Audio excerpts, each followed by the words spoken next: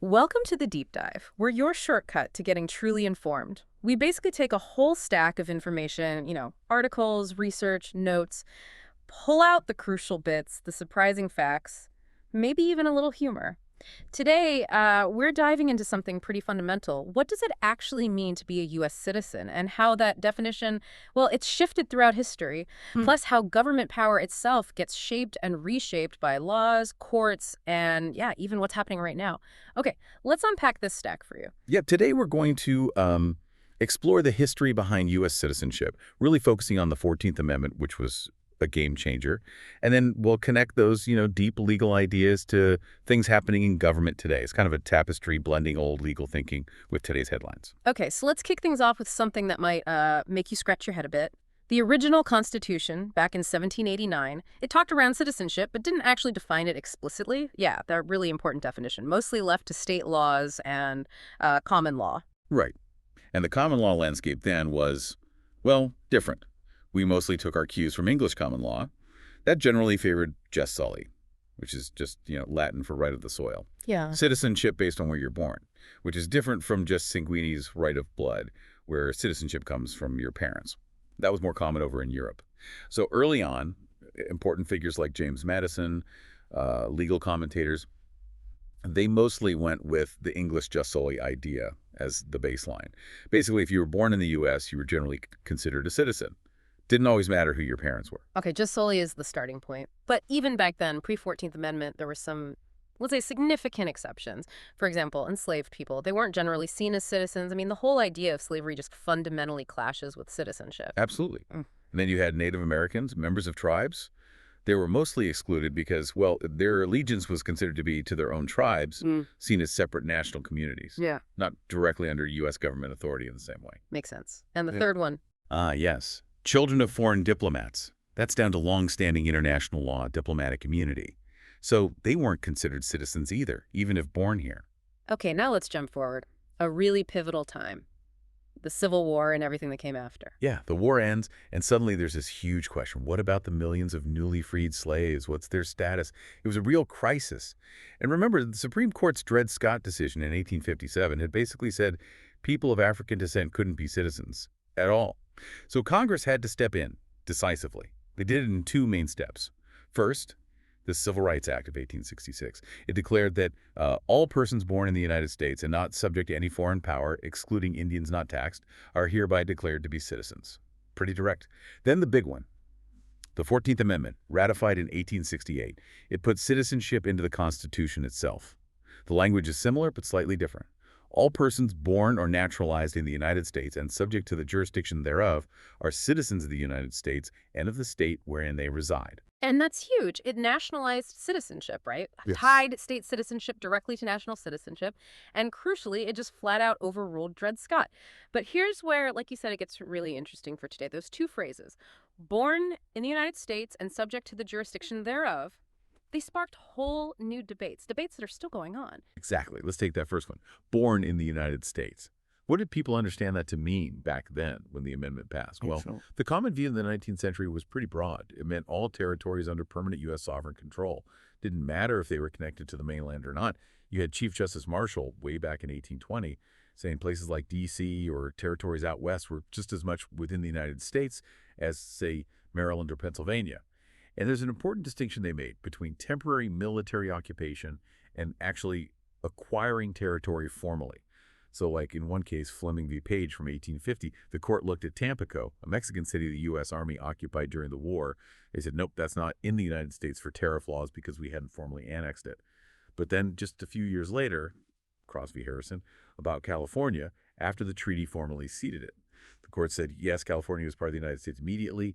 Formal acquisition was key. Okay, so that established idea gets tested later, right? With the insular cases after the Spanish-American War. That's when the U.S. got places like Puerto Rico, Guam, the Philippines, territories not connected to the mainland. Exactly. And this is where the Supreme Court developed this really controversial idea. Yep. The unincorporated territory doctrine. They basically said these places were owned by the U.S., but not fully part of it, constitutionally speaking. And our sources suggest this was, frankly, driven by policy concerns. Some justices openly worried about extending citizenship to what they called alien races. Now, the academic paper we look at really critiques this. From an originalist standpoint, it argues that unincorporated was just made up by the court. The original understanding, they argue, was simpler. If the U.S. formally acquired it and had permanent sovereignty, it was in the United States, period. Wow. And that historical legal fight, it's not just history, is it? It connects directly to today, like the ongoing court cases about people born in American Samoa. Right now, they're U.S. nationals, not citizens by birth like in other territories. That's right. And that distinction has real consequences. They can have a U.S. passport, sure, but generally can't vote in federal elections, serve on federal juries, hold certain federal jobs. It shows how these old definitions still really matter to individuals. Okay, let's tackle the second phrase, subject to the jurisdiction thereof. Back in the mid-1800s, jurisdiction here meant more than just being subject to court rulings. It meant being under the nation's sovereign power, its power to govern, to legislate. It's a broader concept. Okay, so who wasn't considered fully under that jurisdiction back then? Well, the two main groups everyone agreed on were, first, children of foreign diplomats, their families, their staff. Yeah. International law gave them immunity. And second, members of Native American tribes. As we said, they were often self-governing under treaties, or just practically outside full U.S. control on the frontier.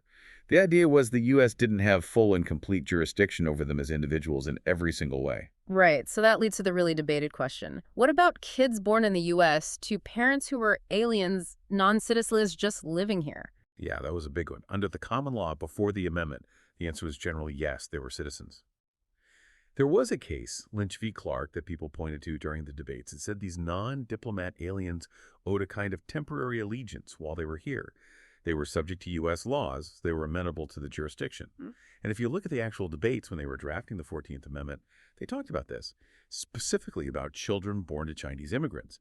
Senator Cowan asked, will this include them? And Senator Kenneth said, yes, definitely. It was already declared by law, meaning the 1866 Civil Rights Act. Senator Trumbull, who actually wrote the citizenship part of that 1866 Act, was asked if it would naturalize children of Chinese and Gypsies born here. His answer, undoubtedly. And this view was really locked in by the Supreme Court in 1898. The case was United States v. Wong Kim Ark. The court explicitly confirmed a child born in the U.S. to Chinese parents who were legal residents was a U.S. citizen under the 14th Amendment. It upheld that broad birthright just sole idea. So, following that original meaning, where does that leave us today? It sounds like, according to that analysis, the clause is broad enough to include kids born here, even if their parents are just temporary visitors, or even if the parents aren't here legally. That's the conclusion of the original meaning analysis, yes. Because even those individuals, while physically present in the U.S., are subject to its laws. They have to obey traffic laws, pay taxes if they work, they can be arrested. They are under U.S. governing authority. They are subject to the jurisdiction thereof, unquote. Which brings up a sort of puzzle for people who follow originalism closely today. The paper we read points out that the people who wrote and ratified the 14th Amendment, they probably weren't thinking specifically about, say, citizenship in faraway places like American Samoa, or about the children of undocumented immigrants in the 21st century. Those exact issues weren't really front and center back then. Right. So what does that mean for interpreting the Constitution now? If the original authors didn't explicitly have today's specific situations in mind? That's a great question, and central to debates about interpretation. The argument from the perspective of original public meaning, originalism, which this paper takes, is that you stick to the clear meaning of the words as they were understood then, even if it leads to outcomes the enactors didn't specifically foresee. It's not about trying to read the minds of the long-dead framers for every possible future scenario. It's about the law that was actually enacted, the text itself. The justification is tied to basic rule of law ideas, having stable, objective, predictable legal rules. The meaning is fixed in the text, not just in the specific intentions for every application someone might have imagined. Okay, so we've dug deep into how the definition of citizen, of we the people, evolved through legal text and interpretation, and how that interpretation itself relies on sticking to the text's original meaning. Now let's shift gears slightly and see how these ideas about government power, interpretation, and the relationship between the government and the people are actually playing out right now in very concrete ways. We've got some recent examples from our sources. Absolutely. Because these aren't just historical debates. For instance, look at President Trump's recent actions on federal funding. He signed legislation making some pretty sharp cuts to public broadcasting. This decision immediately sparks a debate about, well, what is the government's role? What's a public good worthy of taxpayer money? It's a live interpretation of governmental power. And those cuts aren't abstract. Our sources point to KEDT TV-FM down in Corpus Christi, Texas. It serves a largely rural Republican area, low-income folks, Spanish speakers. And the station president, Don Dunlap, basically predicted 6 out of 10 Texas public TV stations might have to close shop within a year because of this. It shows how these big policy decisions hit the ground. And the White House justification, Harrison Fields, the deputy press secretary, essentially said NPR and PBS push left-wing views. They don't need taxpayer money. And that lifeline ended when President Trump took office. So that's one interpretation of the government's fiscal responsibility and purpose. But then you have the pushback. Critics, including, interestingly, some Republican members of Congress from those areas, are saying, hold on. They argue this hurts local newsrooms, many in conservative districts, that aren't just echoing national narratives. They mention non-political stuff like nature shows, classical music, and KEDT specifically provides educational resources, PBS learning media, to tons of school districts in South Texas, services that often fly under the radar. So you see this clash of interpretations about what the government should support, echoing those older debates about federal reach. Yeah, and this whole theme of executive control over funding pops up elsewhere, too. You have Senator Katie Britt and 13 other GOP senators worried about how slowly NIH National Institutes of Health funding is being dispersed. They're questioning the executive branch's handling of money Congress already approved. On the flip side, the administration recently released billions in education funds that had been held back. Money for after-school programs, teacher training, English learners. It just highlights how much power the executive branch has in controlling the money flow, which, really shapes what gets done. And there are longer-term consequences too, right? Like at Lawrence Berkeley National Lab, they're apparently planning significant layoffs for fiscal year 2026 because of expected budget cuts. This is happening even though the Energy Secretary, Chris Wright, says the labs are vital for energy goals. It really shows how budget decisions, based on different views of what's important, directly affect things like scientific research capacity. It's a pattern. And it extends even into oversight and personnel within the government itself. Like when those two career officials at NOAA, Jeff Dillon and Stephen Voles, were put on administrative leave recently. And the backstory is relevant here. Stephen Voles had led an investigation finding that Neil Jacobs, who was Trump's pick to lead NOAA and acting head during his first term, had violated scientific integrity policy. That was connected to the whole Sharpiegate thing, remember, altering a hurricane map to match what the president had said. So this situation really puts the spotlight on the tension between executive power and the independence of government agencies, especially scientific ones. It's kind of parallel to those legal interpretations defining the limits of power we talked about earlier. Yeah, and briefly touching on other areas from our sources showing government action and interpretation, there were President Trump's comments on the Gaza ceasefire talks, saying Hamas didn't want to make a deal, wanting to keep hostages for leverage. That came as the U.S. pulled out of those talks. Right, and you see international reactions reflecting different interpretations of the situation. France's President Macron talking about recognizing a Palestinian state, Australia's Prime Minister Albanese saying Gaza is beyond the world's worst fears. Different perspectives on the same events. And even the legal system itself is under scrutiny. Ghislaine Maxwell's lawyer mentioned the DOJ asked her about maybe 100 different people, and a House committee voted to subpoena DOJ for files related to Jeffrey Epstein, shows ongoing oversight efforts. Wow. Okay, so we've really covered a lot of ground today. From the very roots of U.S. citizenship in old legal texts, how we figure out who we the people even are, to seeing how those definitions and the whole idea of government power are constantly being debated and reinterpreted right now in Washington and across the country. It's clear that citizenship isn't just history.